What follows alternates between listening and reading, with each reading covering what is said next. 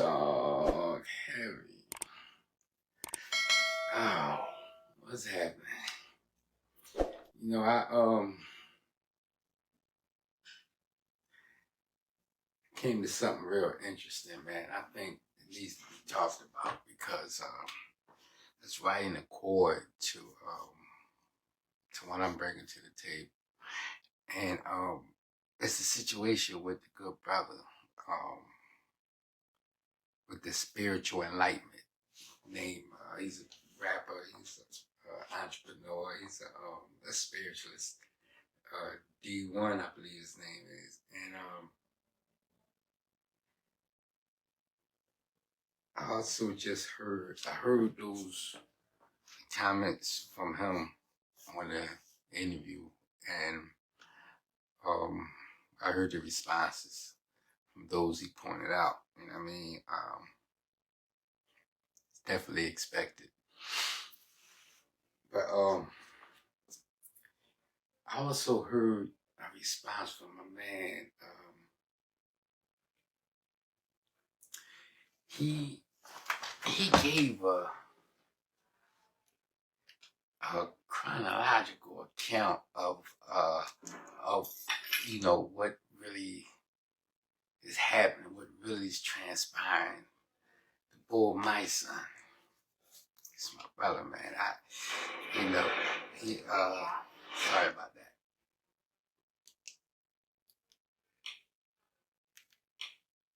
Yeah. He gave a good response, real positive response. Response that's definitely is workable and it makes sense. We do have to clean up the frequency in which we all are being adhered to in this day and time, because this frequency is really killing us. It really is. Like I said before, we are a being that's constructed through rhythm. This is why we gel so much with rhythm. That's why we so rhythmatic. In all our excerpts, this is why the populace have to come to us to present rhythm and what's cool. Like my man Wallow said, we the authors of cool. He's definitely right about that. But that brother, man, I don't think that he's about that type of life, especially what Jim's saying. And Jim is right, because he got people that he don't even know that, just like a lot of other brothers that's a part of that street culture, that life. I was a part of that street culture, that street life. So we all have people that love us, and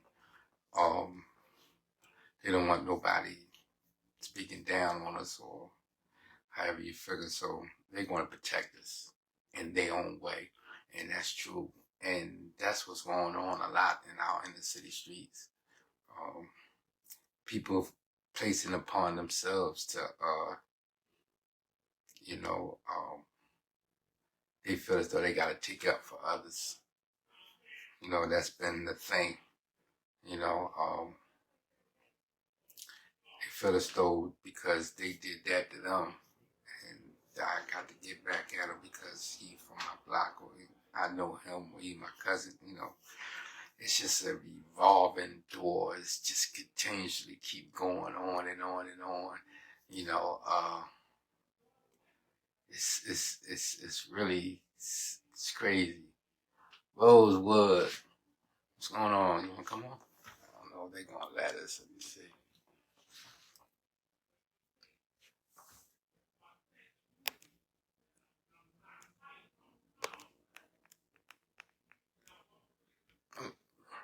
They didn't let us, brother.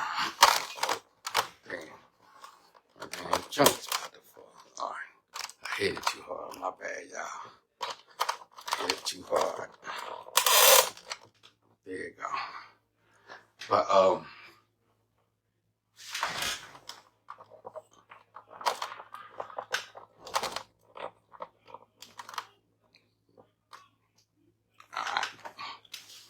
my stand getting crazy on me.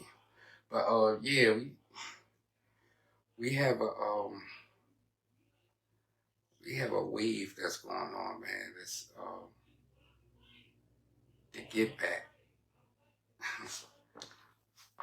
You know, let me tell you something, man. I'm used to that type of life too. Somebody do something to me, retaliate. And that's been out. The street culture that we come up off of. You know, we can't allow something like that to slide, because then you become food for everybody else, and that's just the reality of it. You know, that's out in the world, in the game, in the jails. That's, you know, that's the way them rules go. But so it's people might not want to retaliate, but have to. But all that is making our streets war zones. You know,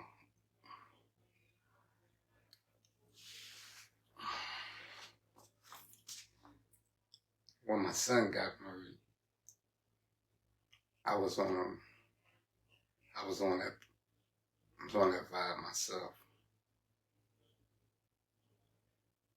But 2 days later, at my son's balloon release, in commemoration of his life, the hood came together and gave my son his props, and that's so much love, man. I still can't believe this. This was a beautiful thing. It really, really helped. At my son's balloon release, my brother got the news that his son was murdered down in the Carolinas playing basketball. 15 years old.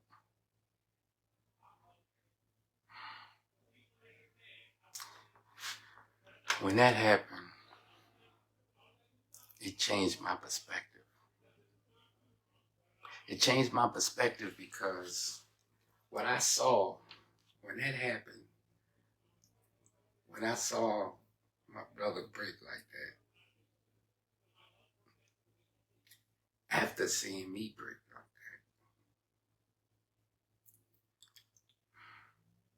that, this is just going to be an ongoing thing.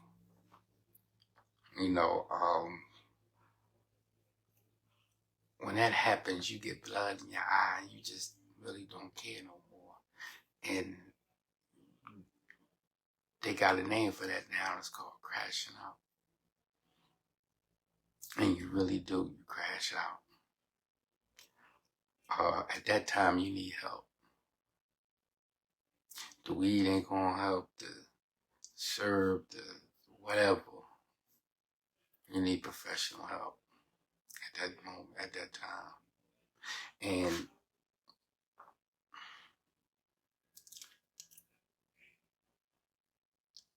I just didn't want this to be a continuously evolving thing. You know,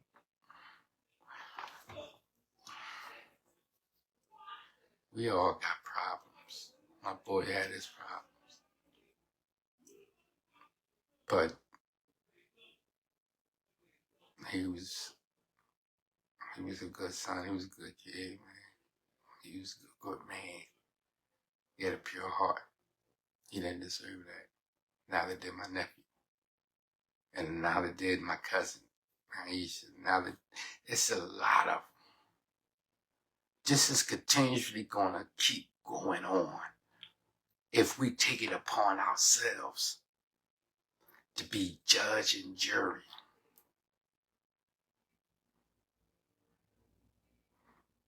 I had to understand that once you take that step, there's no coming back from that. You understand what I'm saying? There's no coming back from that. At the moment, the best thing to do is to silence yourself. The best thing to do is to enclose into you and get your feel. Get what it is that you want to do. Block out everything else. And understand what's at stake. Because if I would have crashed out and went ballistic, he got 3 kids. I got 3 grandkids, man. What about them? What about the 7 other grandkids? What about them? What about the 3 other kids? What about my family, my mother? See, I look at it like this. It's the decisions that you make in critical moments that defines you. Those critical decisions at those critical moments. That's when you write your history. That's your chance. See, we think that we get a second chance, but we already got the first chance because it was our decision to make. We got the first chance because we got a chance to make a decision. And once you make that decision, there's no coming back. So I understood that I wanted more for my kids. I wanted more for his kids. I wanted more for my grandkids. I wanted more for my family. And it would be selfish of me to act out on his behalf and allow that to be his legacy as well as my own. No. No. I've already made that decision when I decided to enter into the drug game. When 5 years later, it took me away for 18 years. See, that was my decision that I made on my own selfishly.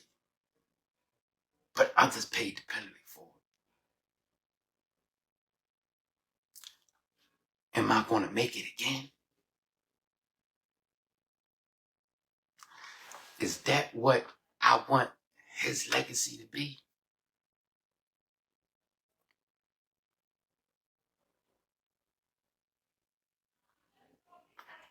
So now we have hashtag talkheavy. Because I decided to allow something that's going to benefit others to be his legacy other than me shooting and killing or getting killed because of the situation.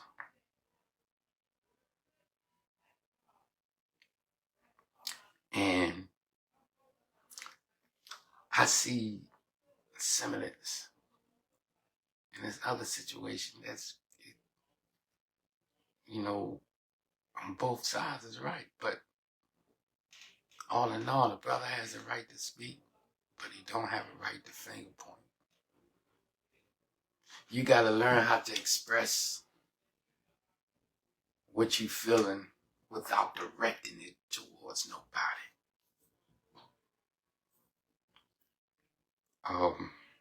Because you're singling people out, and that's not cool. Yeah. So, I see what's in your heart. I see, through your conversation. I don't know you, but I see what's in your heart. And a lot of times, man, I remember when I was appointed minister in Muhammad's Temple of Islam in Greater Fort. I believe it was in '04. And that's the highest position. So I was governed over 800, about, because you had two houses. You had Muhammad's Temple, we had Nation Islam too. So we had about 200. They had the majority. The other brothers had the majority, and the NOI brothers. But when I was appointed, Minister Shardeen was appointed in the NOI Temple. Well, he was appointed before me, but we showed unity because even though we may have a difference in opinions about the structure of the nation and how the teachings are supposed to be taught, we still have the same mission. It's to deliver the 17 million dead to the Lamb of God. So we have that same mission. So we have to work together in unison so that the body can benefit. And that's a lesson that we are taught in our general orders, but that's a different story. But we have a different way of doing things for the whole body, not just for individuals. So when you are accused in general, then people can take it and be like, okay, you might be talking about me or might not. But if they are participating in the activity, then they know, boom. But it's done in a just manner where people can be receptive of it. But when I became minister, people used to try to attack me from different faith-based religions, other brothers. And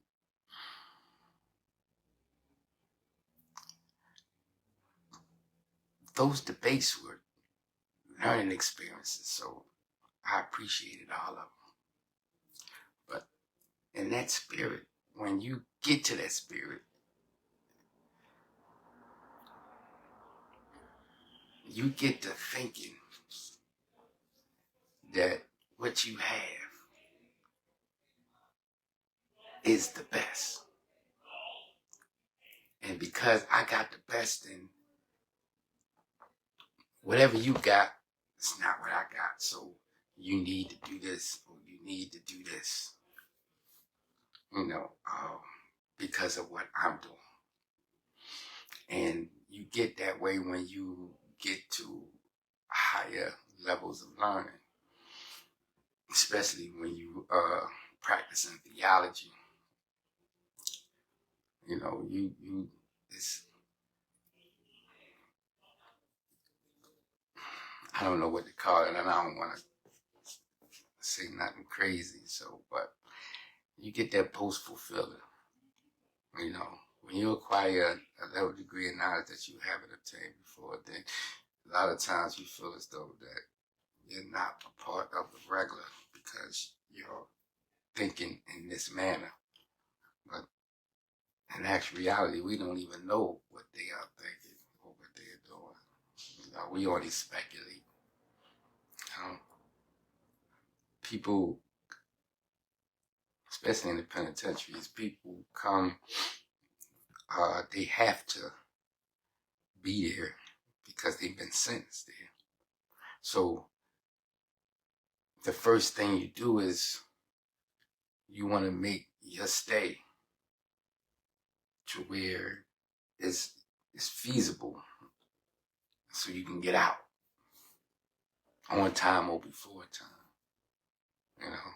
So what you do is you dive yourself into activities. Now you got the legal library boards, which I was a part of too. You have faith-based organizations of various different kinds. You have sports. You have workout. You have different type of things. You got the school. You got it's various different things that you can engage in. So where at the time you won't just be sitting there watching the clock.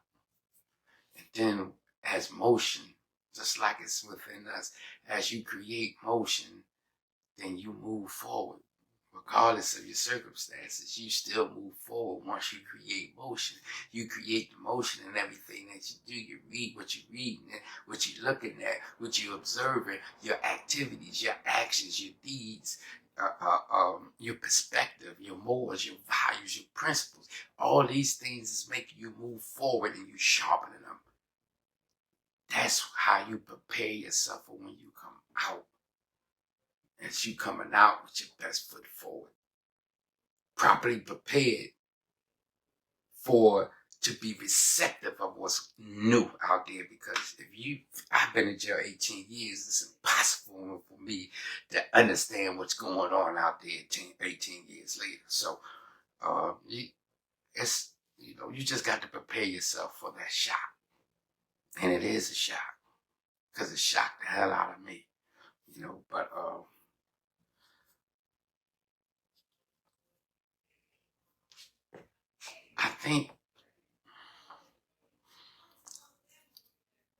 I think that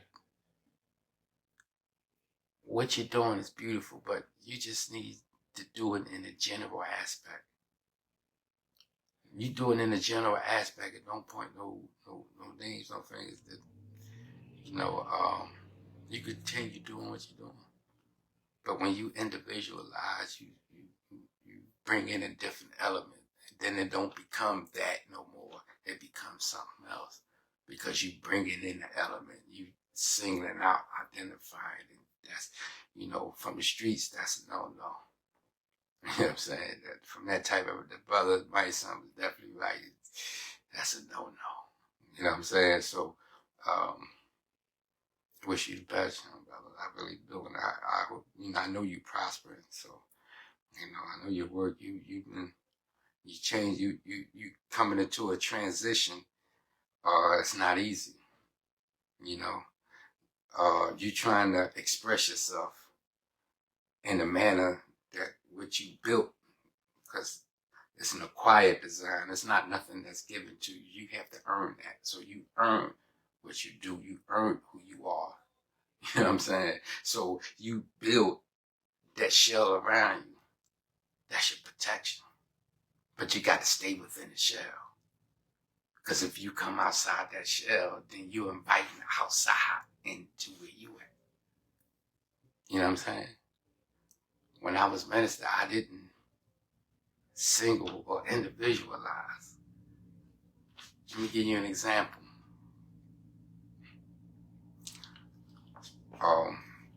Because we are a religious organization that's under the 501c3, we had an account.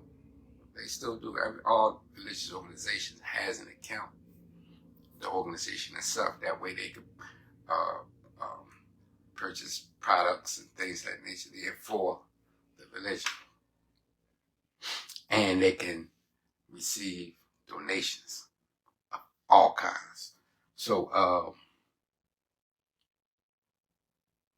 we was getting, I believe, 6 pounds of oil.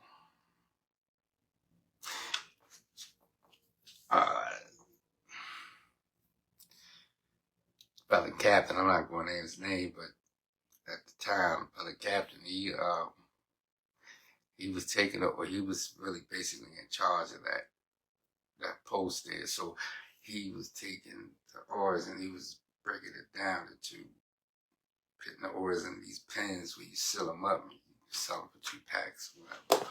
But the way I see it, that the body wasn't benefiting off of that, individuals were. So by me having exclusive control over the body and its products and all accounts that's associated with Muhammad Symbol of Islam, I said what we get as opposed to the oil, we're going to use the oil as what it's supposed to be, a product that the house can benefit off, not the individuals. So when we get the oils, what we're going to do is we're going to also purchase half ounce and ounce bottles, plastic bottles.